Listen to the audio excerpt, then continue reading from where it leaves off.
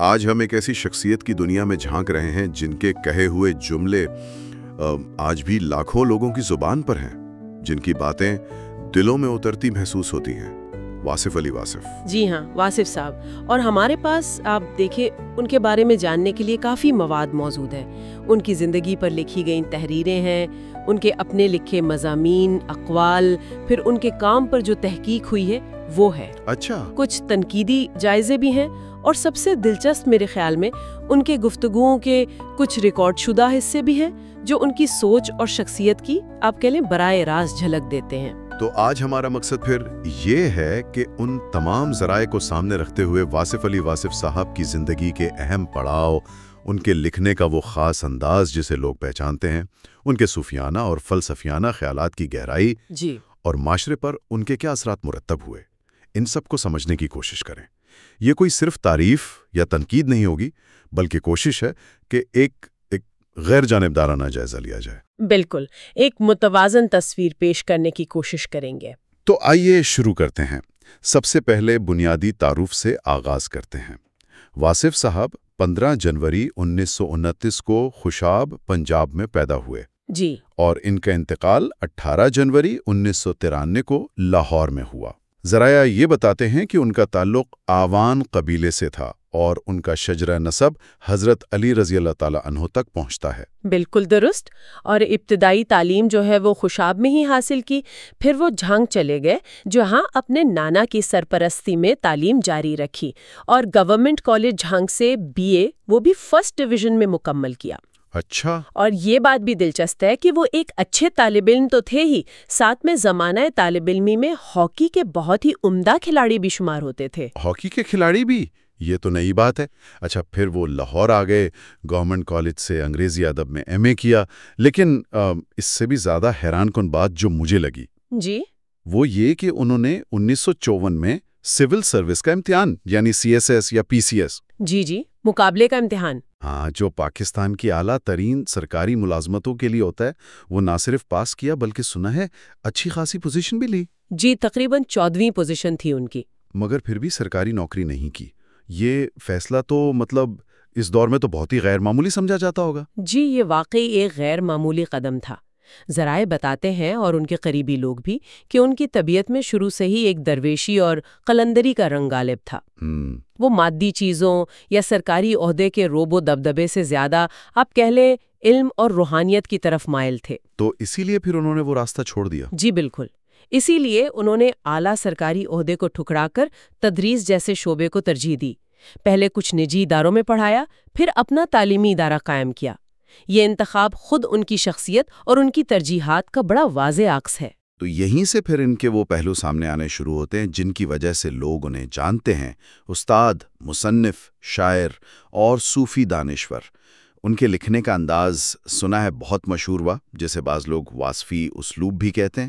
یہ کیا خاص بات تھی اس میں؟ واصفی اسلوب، دیکھیں اس کی سب سے بڑی خوبی شاید اس کی سادگی اور گہرائی کا امتزاج ہے۔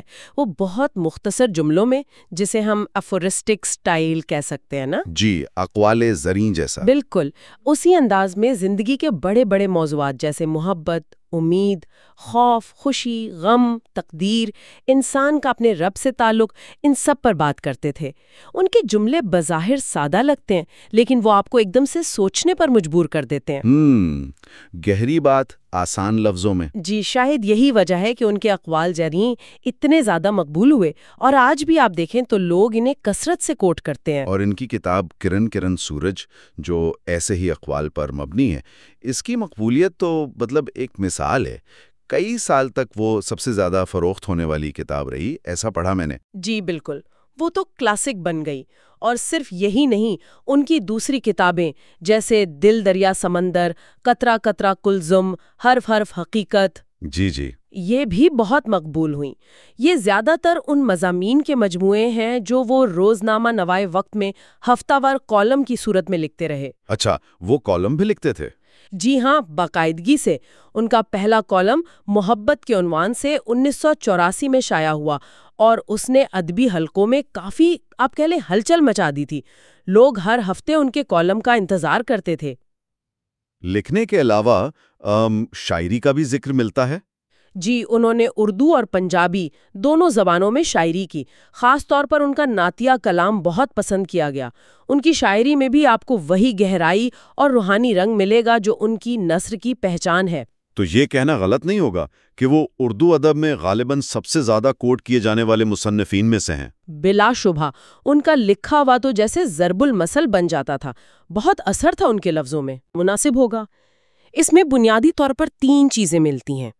ایک تو گہری صوفیانہ دانش، دوسرا روزمرہ زندگی سے متعلق اخلاقیات، اور تیسرا حب الوطنی یا پاکستانیت کا جذبہ. اچھا. جی، واصف صاحب نے ان تینوں کو بڑی خوبصورتی سے آپ کہہ لیں یکجا کیا. یہ امتزاج دلچسپ ہے.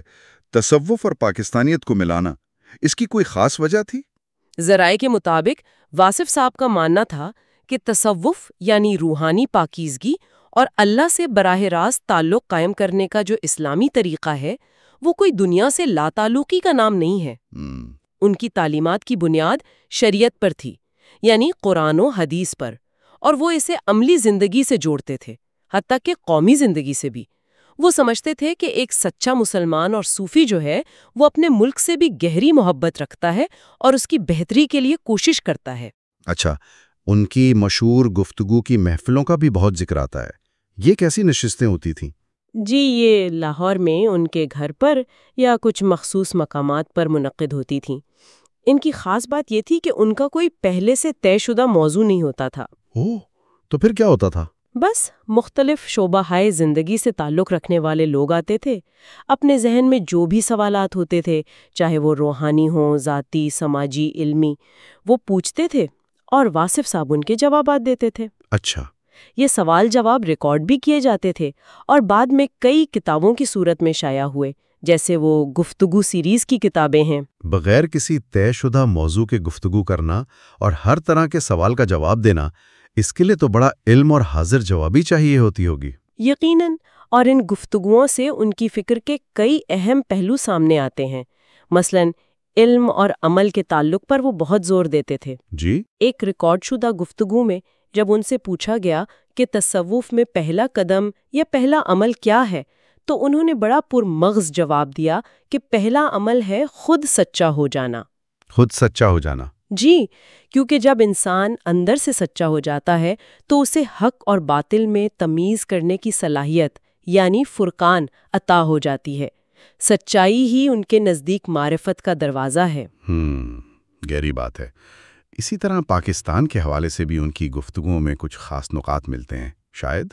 جی ہاں، ایک گفتگو کا حوالہ ملتا ہے جس میں وہ پاکستان کی روحانی اور تصویراتی اہمیت پر زور دے رہے ہیں.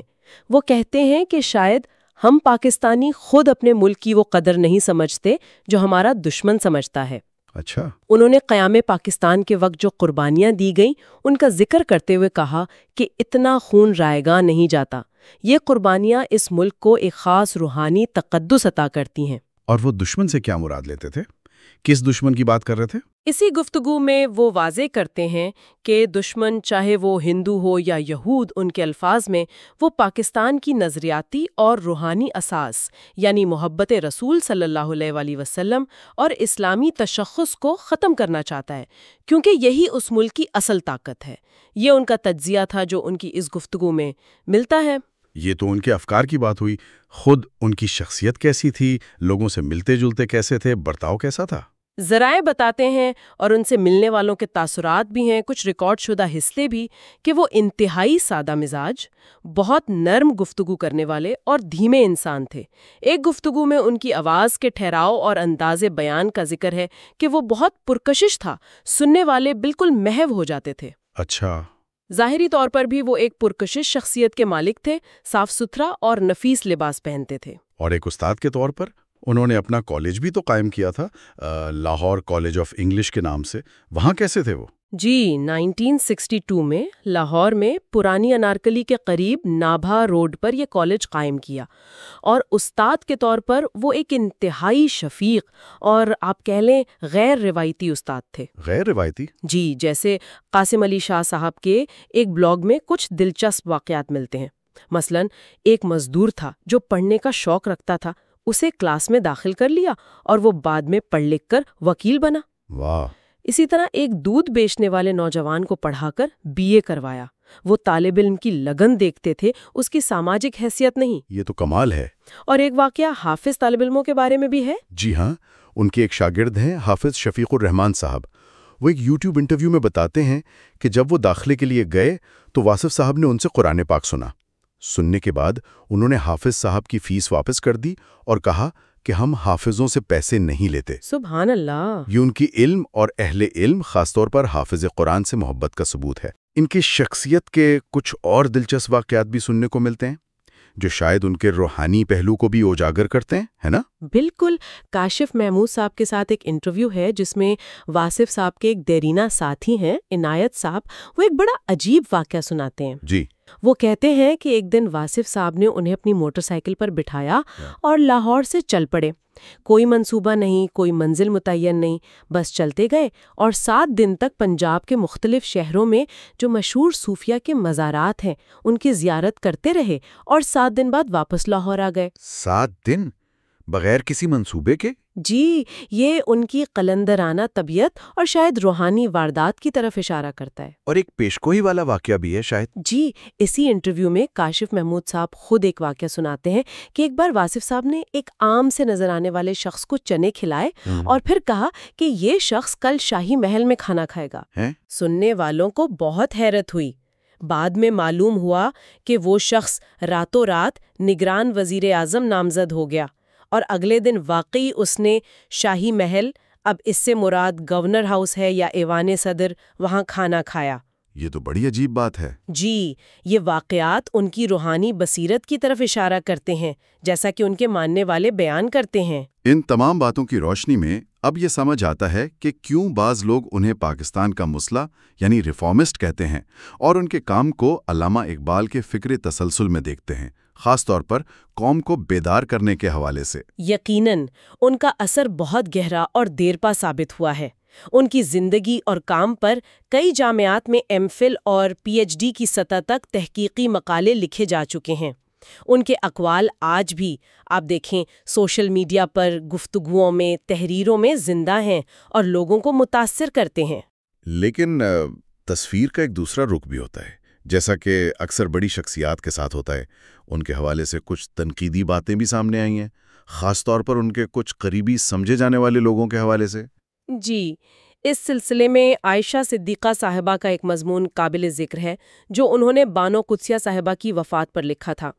یہاں یہ واضح کرنا بہت ضروری ہے کہ ہم صرف اس مضمون میں جو نکات پیش کیے گئے ہیں انہیں غیر جانبداری سے بیان کر رہے ہیں، ان کی تائید یا تردید ہمارا مقصد نہیں۔ بالکل، یہ ضروری وضاحت ہے۔ تو اس مضمون میں کیا کہا گیا ہے؟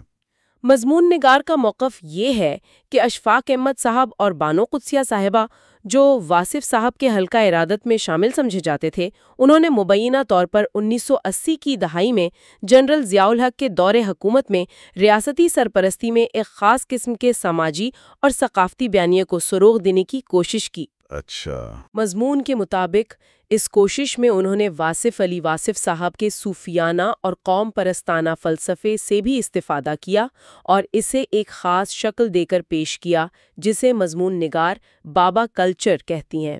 بابا کلچر؟ اس سے ان کی کیا مراد ہے؟ مضمون کے سیاق و سباق سے تو یہی لگتا ہے کہ بابا کلچر سے مراد روحانی شخصیات کے گرد ایک قسم کے غیر رسمی طاقت اور اثر و رسوخ کے مراکز قائم کرنا یا ایسے کلچر کو فروغ دینا ہے جہاں منطقی استدلال یا سماجی مسائل کے عملی حل کے بجائے بزرگوں یا بابوں کی باتوں کو حتمی سند سمجھا جائے۔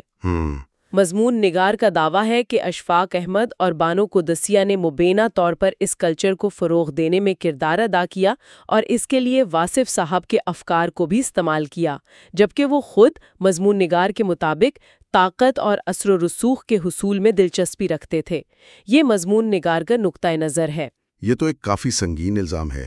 کیا اس کا کوئی دوسرا پہلو بھی سامنے آتا ہے، کوئی اور موقف؟ جی بالکل، اس کے برعکس کاشف محمود صاحب کے انٹرویو اور دیگر ذرائع سے یہ بات بھی سامنے آتی ہے کہ اشفاق احمد صاحب اور بانو قدسیہ صاحبہ واصف صاحب سے بے پناہ محبت اور عقیدت رکھتے تھے۔ اچھا، بلکہ ابتدائی دنوں میں تو یہ دونوں ہی تھے جنہوں نے واصف صاحب کے علمی و ادبی حیثیت کو عوام اور ادبی حلقوں میں متعارف کروانے میں بہت اہم کردار ادا کیا۔ گویا وہ ان کے دریافت کنندہ تھے۔ تو پھر یہ تعلقات میں بگاڑ، یہ نظریات کے استعمال والی بات کہاں سے آئی؟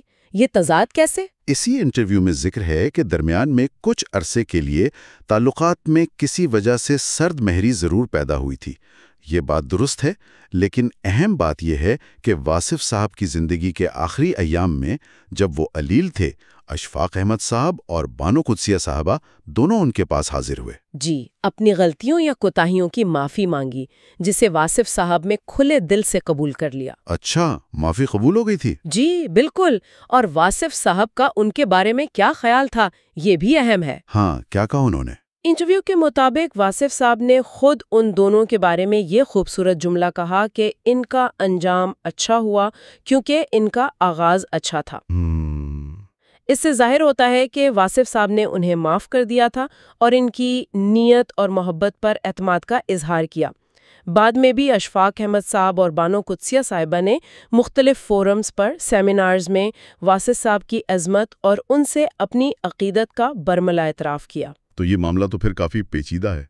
ایک طرف تنقیدی مضامین ہیں جو اثر و رسوخ، طاقت کے کھیل اور نظریات کے استعمال جیسے سوالات اٹھاتے ہیں، جی، تو دوسری طرف قریبی تعلق، ابتدائی دریافت، محبت، پھر ایک مختصر دوری اور بالآخر مصالحت اور باہمی احترام کی تصویر سامنے آتی ہے۔ بالکل، سچائی شاید ان دونوں انتہاؤں کے درمیان ہی کہیں ہو۔ یہ معاملات اکثر اتنے سیدھے نہیں ہوتے۔ واقعی یہ پہلو اس پوری کہانی کو مزید گہرائی دیتا ہے۔ چلیں آخر میں ان کے کچھ مشہور اقوال کو دوبارہ یاد کرتے ہیں جو ان کی فکر کا نچوڑ پیش کرتے ہیں۔ جی ضرور، جیسے یہ قول جو زندگی میں توازن کی اہمیت بتاتا ہے، اپنی خواہشات اور اپنی ذمہ داریوں کے درمیان تضاد کو ختم کر دو، سکون مل جائے گا۔ بہت عملی بات ہے۔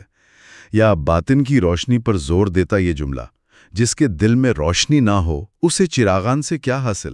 بالکل، اور یہ نصیحت جو انسانی تعلقات کی بنیاد ہے، جسے انہوں نے شاید ہندی اردو ملا کر کہا تھا، کسی کی شانتی بھنگ نہ کریں، آپ کو شانتی ملے گی، یعنی کسی کے امن کو خراب نہ کرو، تمہیں امن ملے گا۔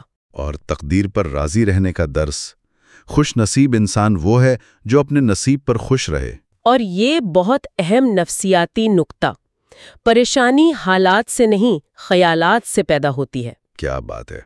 یہ اقوال واقعی ان کی گہری سوچ، زندگی کے باریک مشاہدے اور روحانی بصیرت کا ثبوت ہیں۔ جی ہاں۔ تو مجموعی طور پر اگر دیکھیں، واصف علی واصف ایک کثیر الجہتی شخصیت نظر آتے ہیں۔ ایک طرف ان کا گہرا روحانی اور صوفیانہ پہلو ہے، دوسری طرف ان کا مؤثر ادبی اور فکری کام۔ جی، تیسری طرف ان کی شفیق استادانہ حیثیت۔ اور چوتھی طرف ان کے تعلقات اور اثرات سے جڑی بحثیں اور تنقید بھی۔ بالکل، ان کی شخصیت اور کام میں ایک مغناطیسیت تھی جو آج بھی لوگوں کو اپنی طرف کھینچتی ہے۔ ان کے الفاظ میں سادگی بھی ہے اور گہرائی بھی، جو ہر سطح کے قاری یا سامع کو کچھ نہ کچھ سوچنے پر مجبور کرتی ہے۔ واقعی، اور ان کی گفتگو سننے کے بعد ایک سوال ذہن میں ضرور ابھرتا ہے۔ جس طرح واصف صاحب نے تصوف کی روحانیت، روزمرہ کی اخلاقیات اور اپنے وطن سے محبت کو ایک لڑی میں پرونے کی کوشش کی، جی، کیا آج کے اس تیز رفتار، مادہ پرست اور بظاہر زیادہ تقسیم شدہ دور میں اس طرح کے امتزاج کی کوئی عملی اہمیت یا گنجائش باقی ہے؟ اور اگر ہے تو اسے اپنی زندگیوں میں کیسے سمویا جا سکتا ہے؟ یہ ایک ایسا نقطہ ہے جس پر شاید ہم سب کو خود غور کرنا چاہیے۔